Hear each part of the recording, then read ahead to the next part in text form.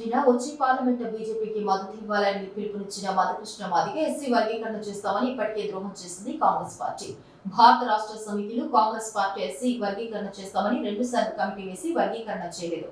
BRS ప్రభుత్వం కూడా SC వర్గీకరణ చేస్తామన్నారు, చేయలేదు. బీఆర్ఎస్ కూడా ఎస్సీలను దగా చేయడం జరిగింది. ఎస్సీలకు 3 ఎకరాల భూమి ఇస్తా అని ఇవ్వలేదు, మరియు ఎస్సీలను సీఎం చేస్తారని చేయలేదు.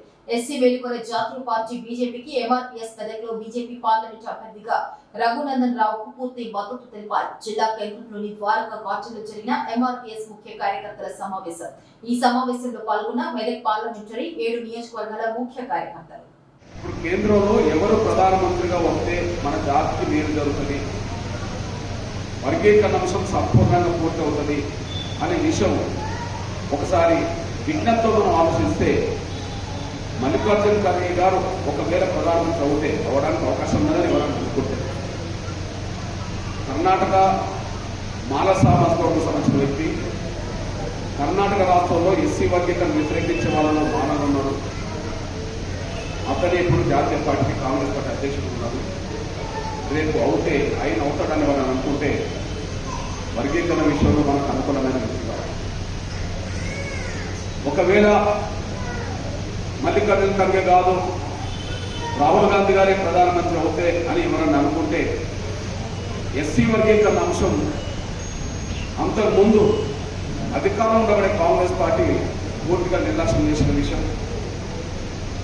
1కి 10 సార్లు రాహుల్ గాంధీ గారిని కలిసిన ఎస్సీ వర్గీకరణకు అనుగుణంగా స్పందించకుండా కొంత నిర్లక్ష్యం చేసిన విషయం మనం చూస్తున్నాం.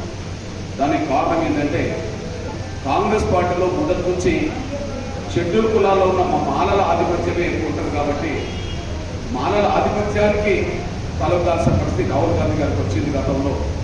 రేపు మాలల ఆధిపత్యం మరింత పెరిగింది కాబట్టి, కర్ణాటకలోనే కాంగ్రెస్ పార్టీ జాతీయ అధ్యక్షుడు మాలే కాబట్టి వాళ్ళ అభిప్రాయాన్ని మనకు వ్యతిరేకంగానే ఉంటాడనే విషయం మనం మర్చిపోవాలి.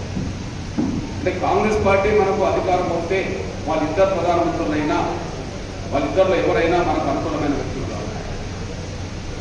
గౌరవ నరేంద్ర మోడీ గారు మనకు అనుకూలంగా ఉంటాడనే విషయం కొంత రుజువైతే, ఇకపోతే ఇక్కడ 3 పార్టీల మధ్యలో స్టార్ క్యాంపెయిన్లు 3 అవుతుంటారు.